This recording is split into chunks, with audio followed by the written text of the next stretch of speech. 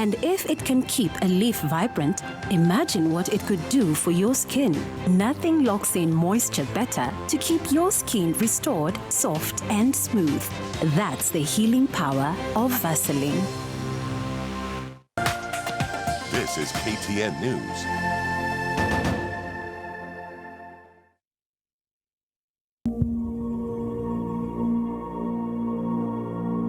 Timothy Murere Njoya is a reverend now retired of the Presbyterian Church of East Africa, PCEA, a reverend who has lived and continues to lead a life of activism and advocacy for good governance that has attracted praise and condemnation in equal measure. To some, he is a man of cloth who is simply a radical by nature. Sit down.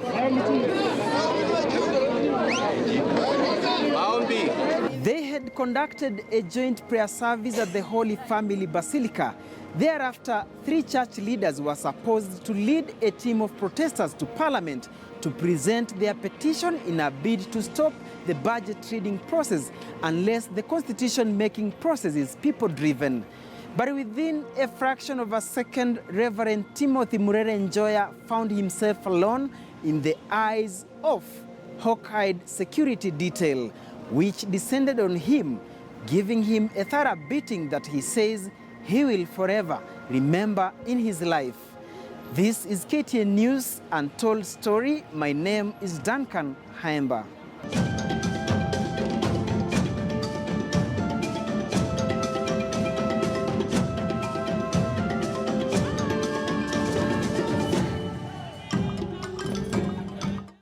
We got fish. To many Kenyans, Reverend Timothy Njoya is a household name that is remembered largely for only sad events. He is a man of God who has literally put his life on the line for the sake of what he terms his beloved country.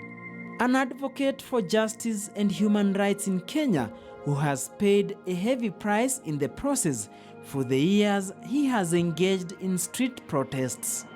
Njoya, who is a holder of master's and PhD degrees in theology from Princeton University, was ordained as a church minister in March 1977. 2 months later, he ran in trouble with then-President Jomo Kenyatta's administration. His first brush with the government was on Labor Day, 1st May 1997, when he went on KBC radio and gave a fiery sermon by preaching that God governs people by freeing them from dependency, and that independence was there to affirm human dignity, not for Kenyans to be beholden to politicians by being given handouts at Harambes. That evening at around 7 p.m., the authorities descended on him at his Thogoto home in Kikuyu. Then I was told that I put my finger in the eye of the president. That's why the police station could not wait for instructions. Kikuyu police station, they came in the evening at 7 a.m.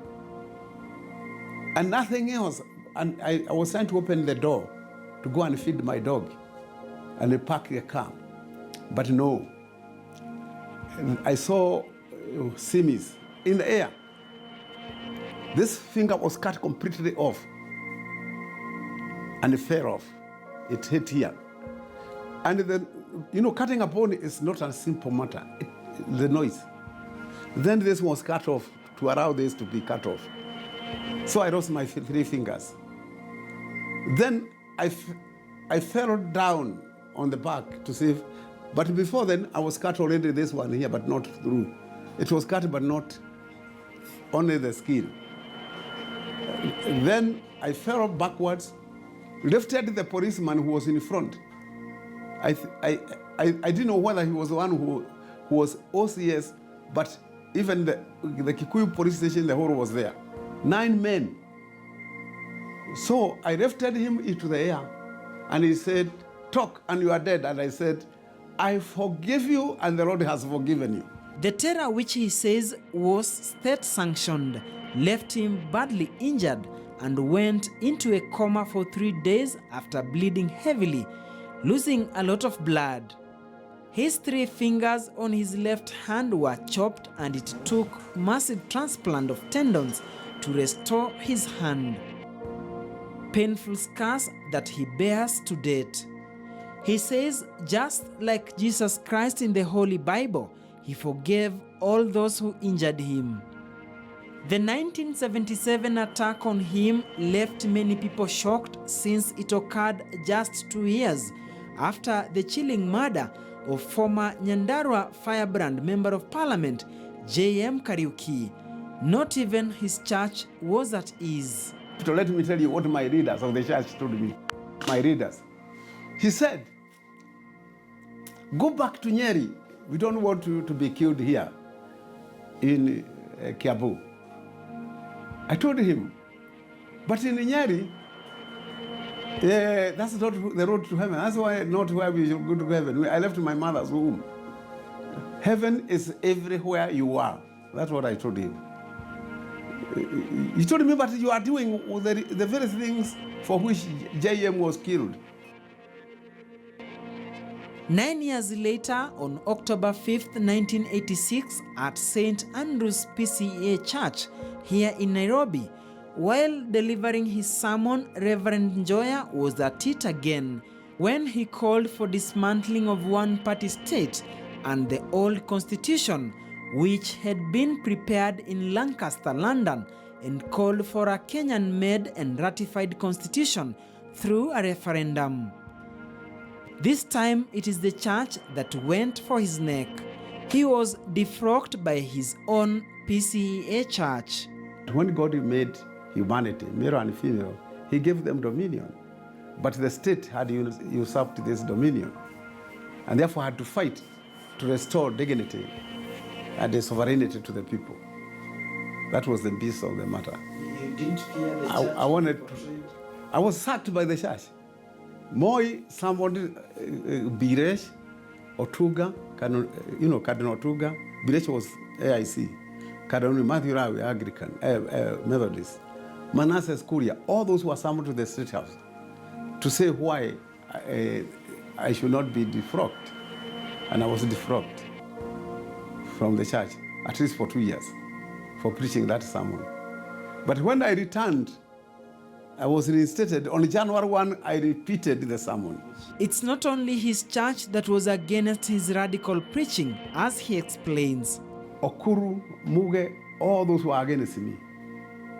In Manasseh, they said, the one states are ordained by God. It was sacred. I'm violating Romans 1:13, that we must pray for authority.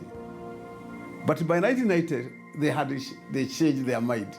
For example, Bishop Gitari, we used to drive with Professor Nyang Nyong, again leaving Nairobi at 1 a.m.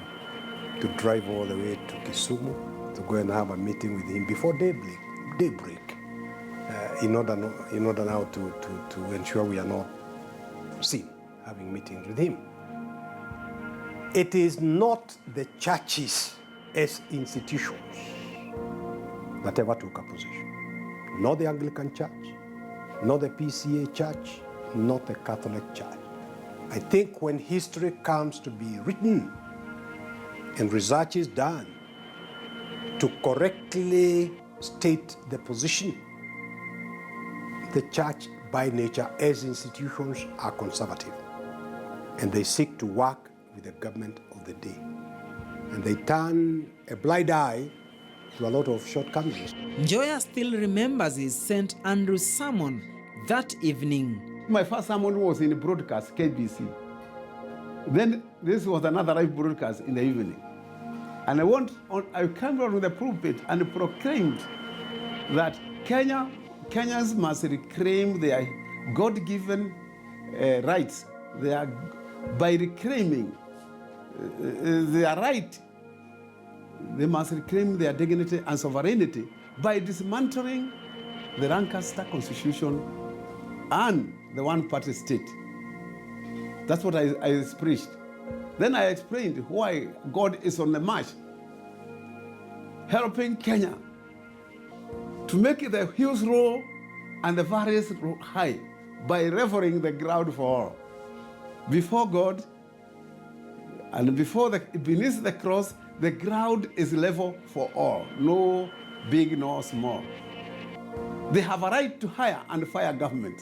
The sermon is still there. It said that. It's in a book. Kenyans have a right to hire and fire government. And when was this? At the peak of Mobutuism, Kenyattaism, Papa Doc, Marcos. This was Tito, Generalissimo.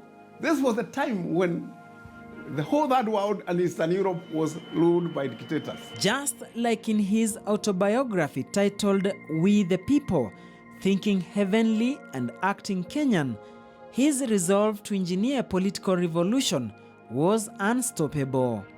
I was defrocked again from the church for 2 years. Then what happened? I returned and preached the same sermon in January. I was reinstated by public demand. On January 1, I preached the same sermon. Yeah. And they went recruited, asking, I recruited Matiba and Ogiga to join the Mote Party. You can see pictures. To join the Mote, because Moi said, my sermon was subversive, and you know, by Public Order Act 1978, subversion was treason. I didn't mind it because I was ready to give my life. So I continued recruiting people. Bamarisi, Shikuku, all those people we recruited. Coming up after the break.